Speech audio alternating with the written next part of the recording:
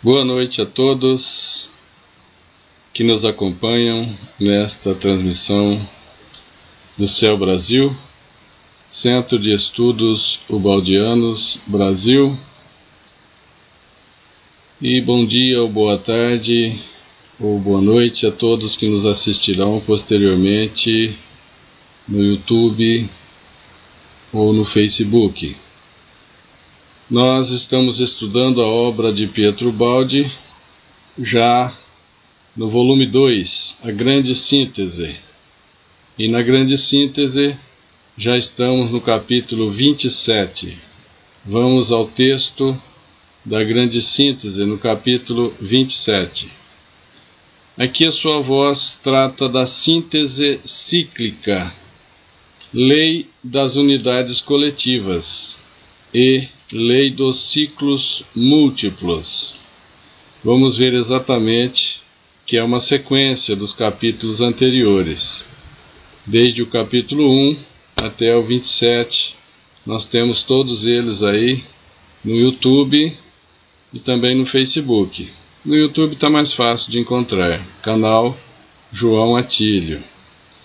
Bem, agora aqui sua voz inicia dizendo: compreendido bem este conceito do retorno dos ciclos e sua razão, por meio dessa exemplificação, que vos demonstra como a realidade corresponde ao princípio que vos expus, podendo agora levantar o olhar para um horizonte ainda mais amplo. Vamos aprofundar mais esses estudos.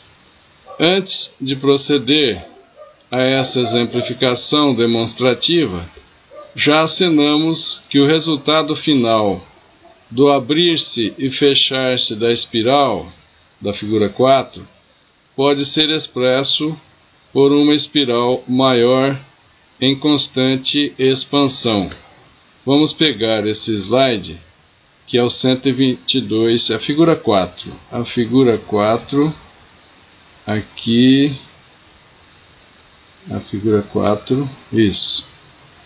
A figura 4, nós estamos observando, desde aqui, as fases de menos Z, menos Y, menos X, gama, beta, alfa, mais X, mais Y, mais Z, N. Então, os círculos se afastam do centro, é a evolução. E aqui a linha do tempo. O tempo vai percorrendo aqui em volta.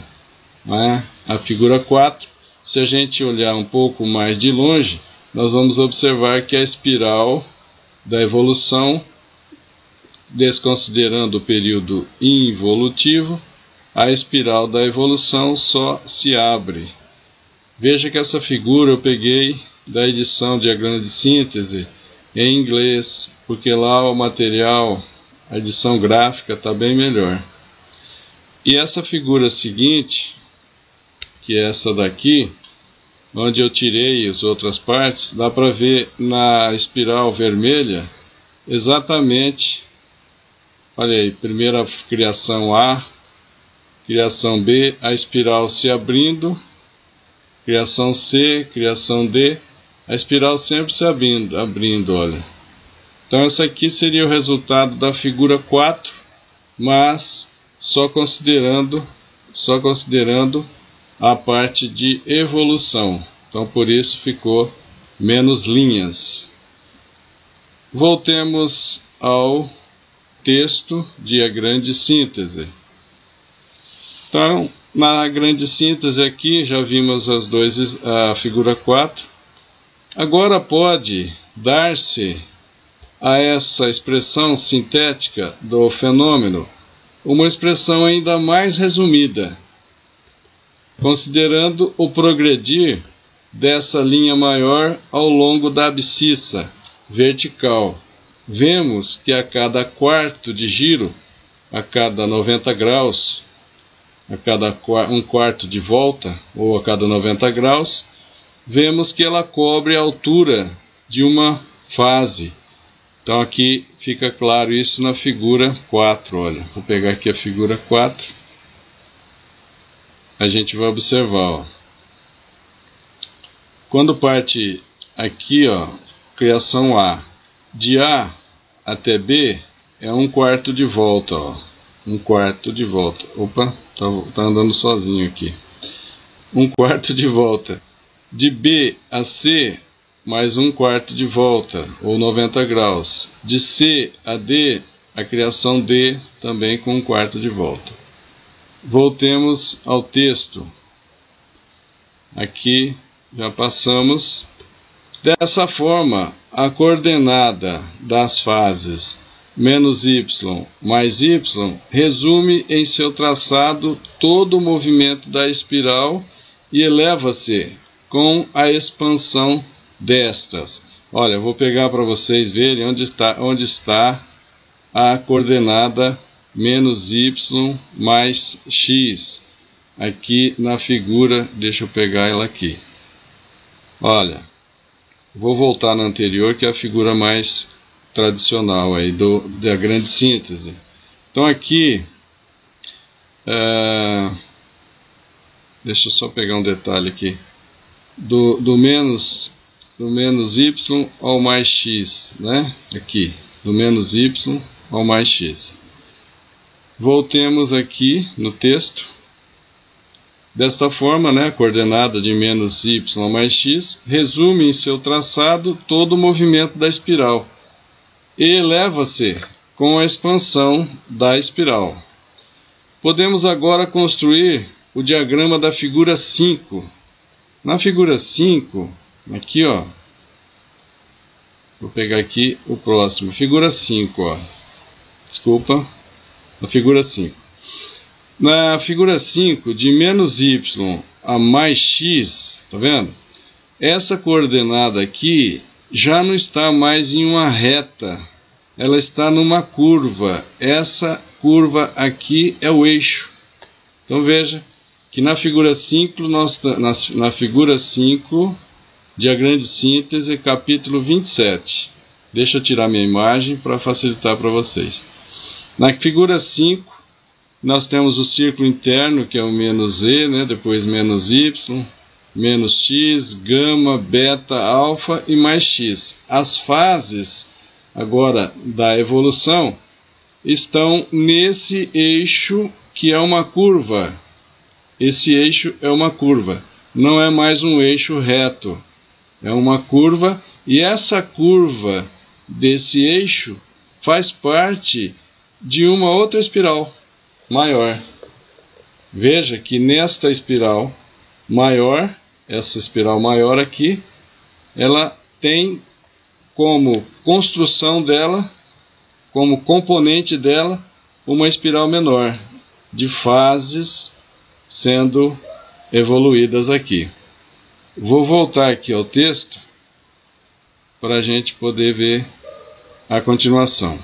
Então, ele está mostrando porque construiu o diagrama da figura 5. A linha maior, em expansão constante, que exprime o progresso da evolução, está aqui traçada simplesmente abandonando as fases de retorno. Só estamos falando da fase de expansão, da fase de evolução. Deixamos de apresentar as fases involutivas do fechar-se da espiral. Então, expressas no diagrama 4, já vimos. Ela é vista na pequena espiral da esquerda. Então, tudo que tinha na figura 4 é visto aqui nessa espiral pequena, essa espiral da esquerda. Em resumo, a sua voz vai dizer assim, que essa espiral pequena que está se abrindo e criando as fases por evolução, essa espiral pequena faz parte de uma espiral maior, ó, que é essa daqui. E essa espiral maior, olha aqui, ó, ela tem como eixo de evolução não uma reta, mas também uma curva. E essa curva faz parte de uma outra espiral enorme. E sua voz vai dizer isso, que esses ciclos espiralados, essas espirais, tanto para o universo infinito negativo, como para o universo infinito positivo. É isso que nós vamos ver agora nessa sequência, tá? Então veja aqui, ó. Ela é vista na espiral pequena da esquerda. A abscissa vertical não é mais uma reta, mas uma curva que faz parte da espiral maior, e parte de uma espiral maior, justamente, ao longo de cujo traçado escalonam-se as fases sucessivas, menos y, menos x, gama, beta, alfa e etc. A síntese de todo o movimento evolutivo da primeira espiral é dada assim não pelo prolongamento retilíneo, não é uma reta, da vertical, mas pelo desenvolvimento de uma espiral maior, também de abertura constante. A espiral maior também tem abertura constante. As fases sucessivas, segundo as quais ela avança, são de amplitude maior. As fases sucessivas são de amplitudes maior nas espirais maiores. Abarcarão, por exemplo, ao invés de uma das fases alfa, beta, gama, etc., ao invés de abranger apenas uma das fases, abrange uma criação inteira de várias fases, ou uma série de criações, que é mais ainda na espiral enorme que mostrou lá na sequência. Mas esta espiral maior ascende, ou sobe, ou evolui, também segundo uma linha, que igualmente aqui será uma curva. A curva, que no lugar da coordenada, que era uma reta, agora é uma curva, que é a abertura de uma outra espiral, que faz parte do traçado de uma espiral ainda maior, que progride também em abertura constante. O percurso da espiral maior resume em si todo o movimento progressivo da espiral menor, que, por sua vez, é produto sintético do movimento de outra espiral menor e assim por diante. Vamos dar um exemplo disso para pôr um pouco do pé no chão, né? Quando a gente fala do nêutron, que é uma partícula do átomo, o nêutron faz uma abertura espiralada até que ele polariza o núcleo positivo e o elétron se afasta do núcleo. O elétron se gira lá na eletrosfera. Ora, isso está acontecendo, mas numa espiral maior, que é o átomo. O átomo também está numa espiral maior, abrindo-se para produzir até o último elemento químico, que é o urânio, portanto, de hidrogênio a urânio, e em urânio a espiral se abre mais para a fase de energia, já que matéria e energia são manifestações diferentes da mesma coisa.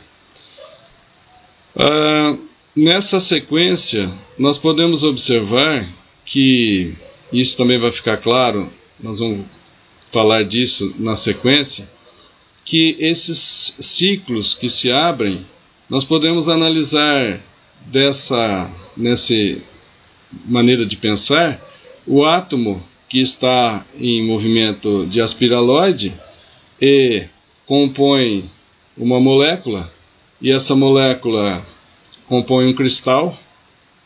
Esse cristal pode estar dentro de uma célula, e essa célula faz parte de um tecido, que faz parte de um órgão, e um conjunto de órgãos forma um ser vivo, como um ser humano, por exemplo.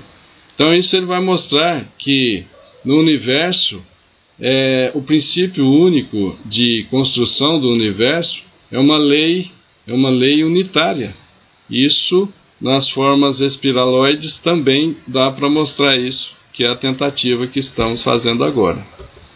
Desse modo, o traçado maior se resume e é dado por todos os desenvolvimentos menores. Ou seja, a espiral maior é composta de espirais menores. O traçado da espiral maior é composto de traçados de espirais menores. O pequeno organiza no grande. O grande é construído do pequeno. Por isso que esse capítulo trata-se dessa síntese cíclica ou lei das unidades coletivas. Então, lei das unidades coletivas. Eu tenho uma unidade, mas ela já é um coletivo. E acima dessa, eu tenho novamente um outro coletivo, né? Por exemplo, átomo, coletivo de unidades subatômicas, molécula, conjunto de átomos, e cristais, conjunto de moléculas, e assim vai subindo cada vez mais, né? Como lei das unidades coletivas, tá? O pequeno organiza no grande. O grande é constituído do pequeno. A molécula, por exemplo, seria o grande, que é composta de átomos. A série das espirais, naturalmente, é ilimitada. Cada movimento é decomponível e multiplicável ao infinito, propriedade de todos os fenômenos, mesmo permanecendo idêntico seu princípio. É o princípio de construção do universo que é idêntico. Por isso esse monismo, não é? Eis a síntese máxima dos movimentos fenomênicos. Ele está apresentando aqui para nós essa síntese máxima de todos os movimentos fenomênicos. O processo avança por um movimento interno de íntima autoelaboração, que liga e une, num modo indissolúvel e compacto, o infinito negativo ao infinito positivo. Lembra que estávamos vendo que os ciclos vão de infinitos ciclos menores a infinitos ciclos maiores, que o pequeno compõe o grande, mas esse grande compõe o outro muito maior. Então vai ao infinito positivo e ao infinito negativo. Deus é o absoluto. É difícil mesmo de compreender. E não podia ser diferente, né? É infinito em todos os pontos, em todas as direções, no espaço, no tempo, nos conceitos. Um mecanismo de exatidão matemática dirige toda a criação. Está aí aos matemáticos, o universo é dirigido com exatidão matemática. Por isso nós vamos encontrar aquela série de Fibonacci, o número áureo, a lei áurea, né? Então, um movimento de exatidão matemática dirige toda a criação com a simplicidade de um princípio único. Olha que interessante. O universo tem um princípio único na sua construção, tanto no microcosmo como no macrocosmo, alcançando uma complicação que vos atordoa. Realmente, quando a gente vê a construção mesmo do universo físico, do átomo que está em espiral, se abrindo na molécula, e essa sequência toda na própria nebulosa, que está lá com o movimento aspiralado também de abrir, também o sistema estelares, as estrelas que estão se afastando do centro, a Terra, que é um planeta que gira em torno do Sol, no sistema solar. A Terra também tem uma órbita espiralada. A Terra se afasta do Sol 4 centímetros por ano. É pouco, mas prova que a órbita da Terra em torno do Sol é espiralada.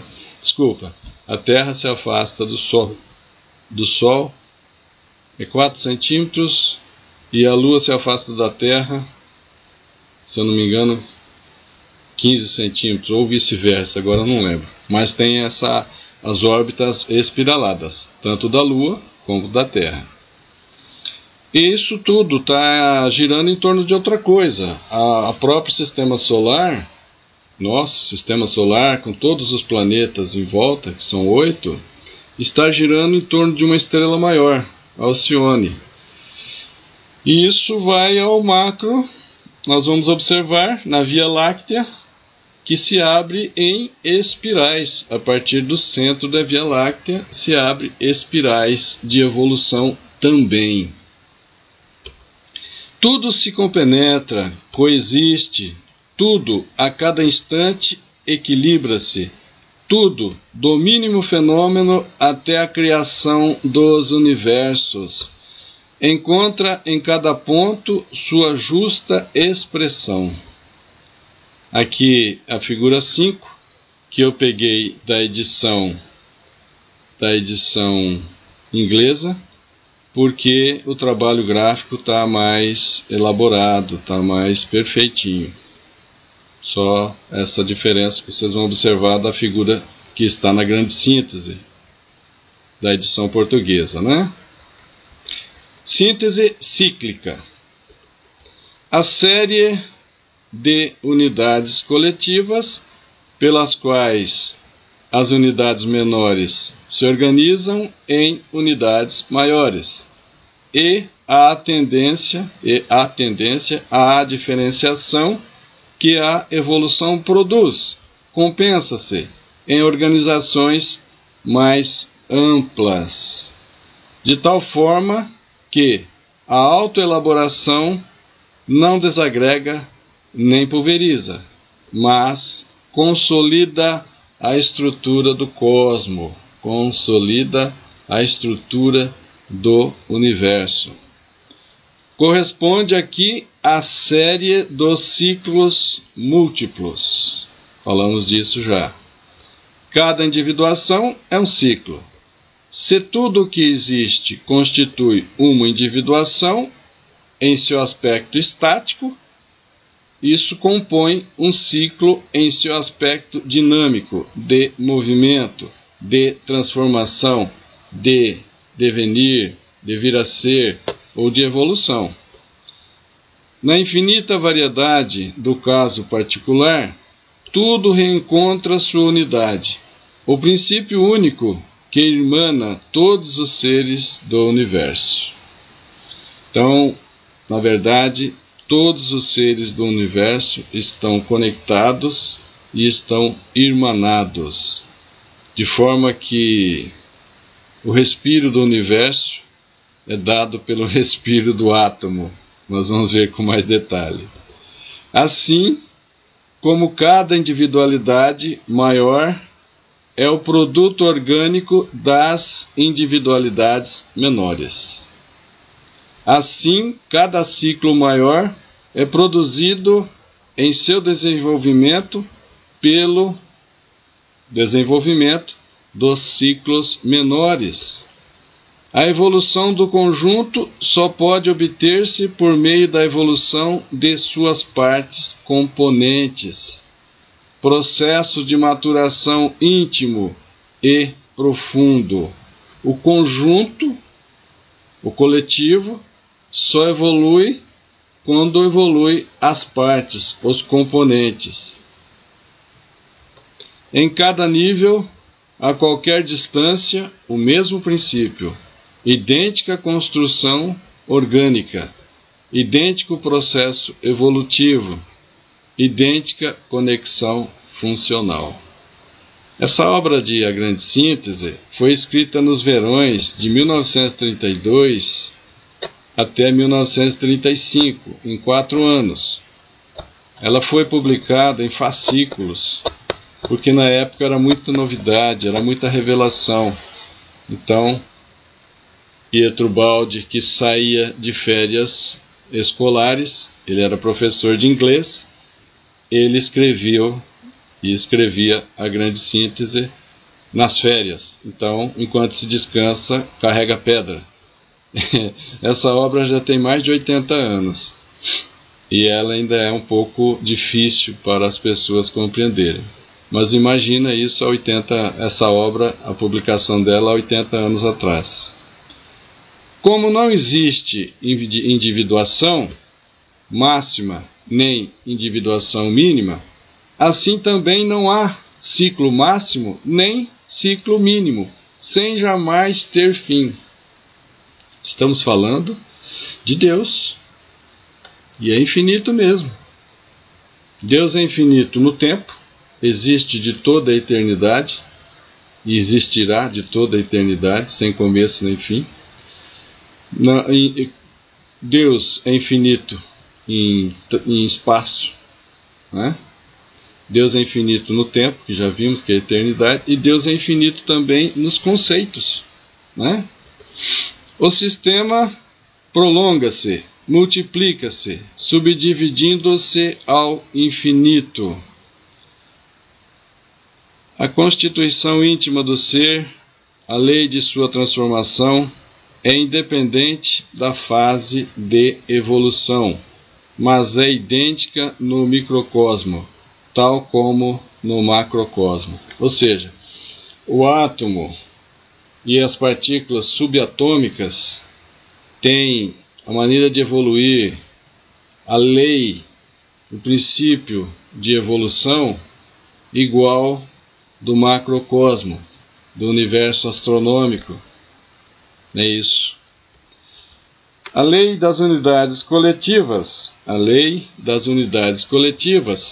pode, por isso, transportar-se de seu aspecto estático, parado, ao aspecto dinâmico, em movimento. Pode se aplicar também aos movimentos. A lei das unidades coletivas diz: cada individualidade é composta de individualidades menores. Se a gente pegar as moléculas, elas são compostas de individualidades menores, que são átomos. Se nós pegarmos os átomos, eles são compostos de partículas subatômicas, prótons, nêutrons e elétrons. Se pegarmos os prótons, eles são compostos de partículas menores, que são os quarks. Se pegarmos os quarks, eles são compostos de partículas menores, os bósons. E por aí vai para o infinito, mas também por aí vai ao macrocosmo, ao infinito positivo. Então, do infinito negativo ao infinito positivo. Cada individualidade é composta de individualidades menores, que são agregados de individualidades ainda maiores. Até o infinito negativo, por sua vez, é elemento constitutivo de individualidades maiores, as quais são de outras individualidades ainda maiores, até o infinito positivo. Cada organismo é composto de organismos menores e é componente de organismos maiores. A lei, repetida em seu aspecto dinâmico na lei dos ciclos múltiplos, reza: cada ciclo é determinado pelo desenvolvimento de ciclos menores, que são a resultante do desenvolvimento de ciclos ainda menores, até o infinito negativo. Então, é válido para as individualidades e é válido para os ciclos. Por sua vez, é o determinante do desenvolvimento de ciclos maiores, que por sua vez os são de ciclos ainda maiores, até o infinito positivo. Então, do infinito negativo ao infinito positivo, para os ciclos. Também para as individualidades, do infinito negativo ao infinito positivo. As individualidades se compõem, se organizam em unidades coletivas. Essa unidade coletiva compõe unidades coletivas ainda maiores até o infinito. Cada individualidade, como cada ciclo, é produzida e definida pela unidade que a precede, a anterior. Forma e define a unidade superior. A organização, o desenvolvimento, o equilíbrio maior é constituído pela organização, pelo desenvolvimento, pelo equilíbrio do menor, ou menor. Cada movimento constrói o movimento seguinte, da mesma forma como foi construído pelo movimento precedente, anterior. Cada ser equilibra-se num ponto da série, na hierarquia das esferas, que não tem limites. Os nossos cientistas atualmente já observam os universos múltiplos, os vários universos.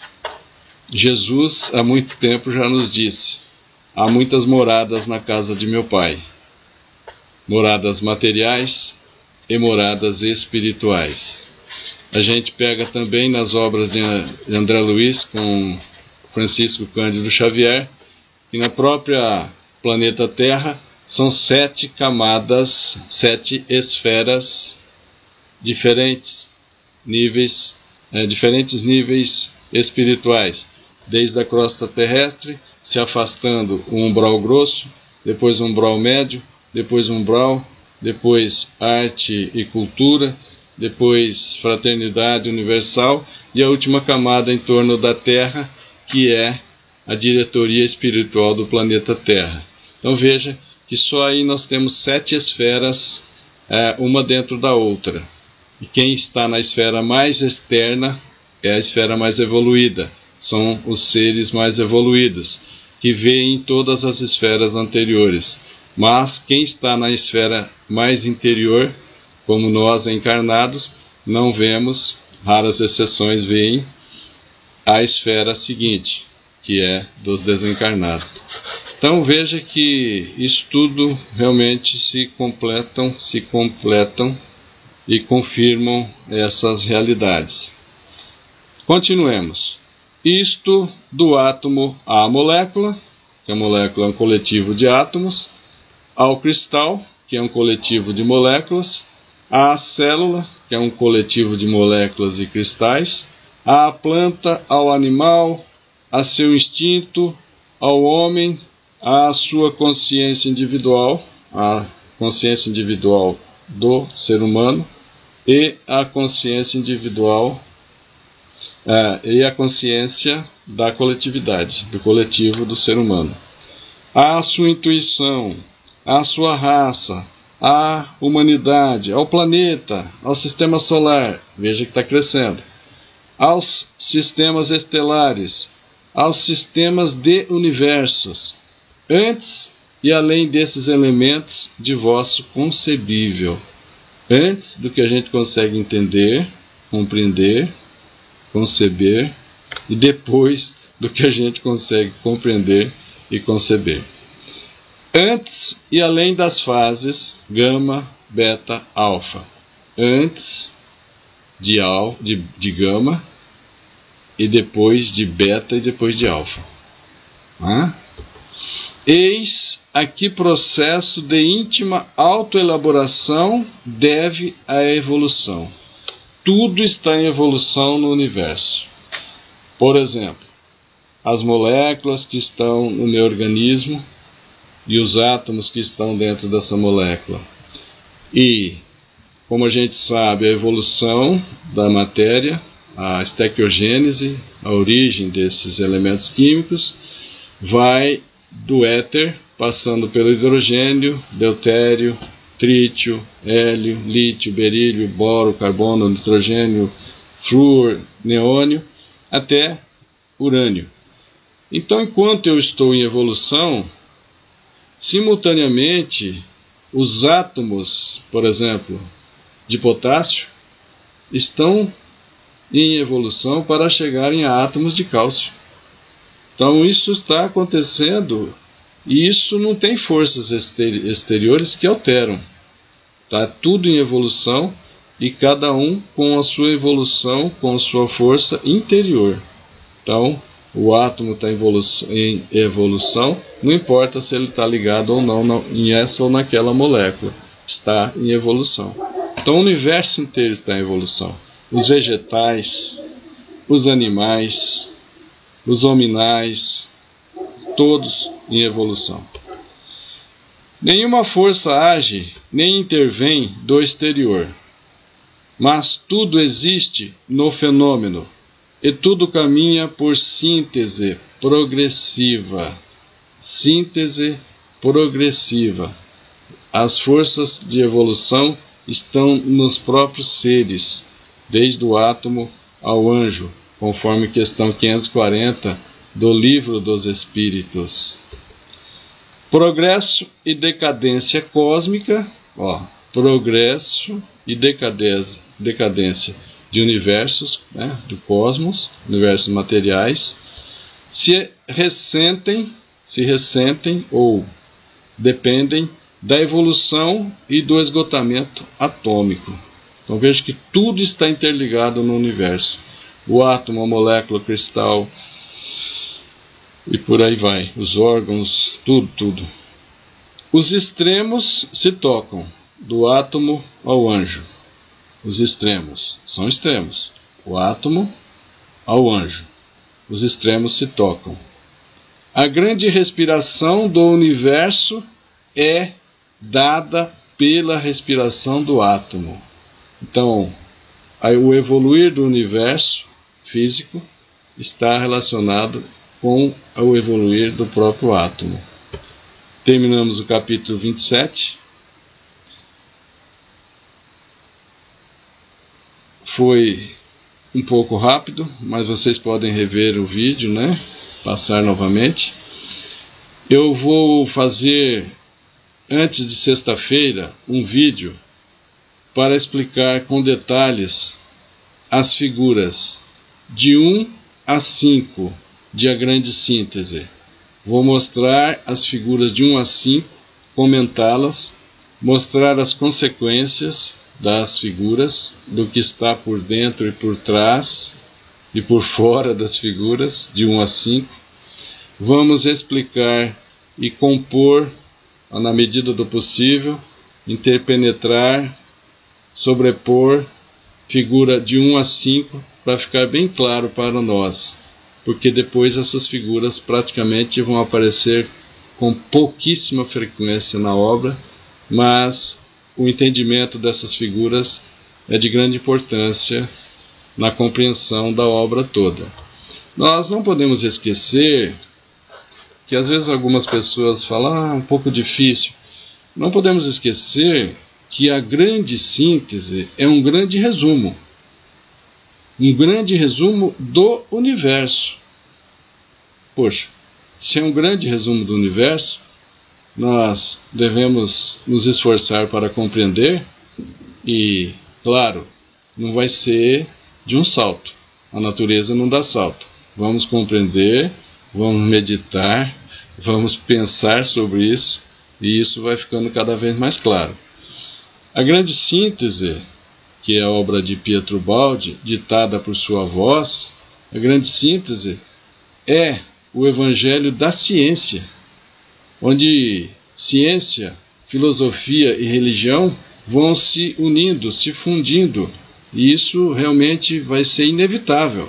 Isso é uma fatalidade, é uma consequência no universo. Então vamos devagar. Se houver dúvida, pode colocar no e-mail, ou mesmo lá no comentário do YouTube ou do Facebook. Nós estamos à disposição. Nós estamos aí nos esforçando para compreender a obra de Pietro Baldi já há mais de 40 anos. Agora, a Grande Síntese, que é o volume número 2, ele é uma explicação, é um resumo do universo.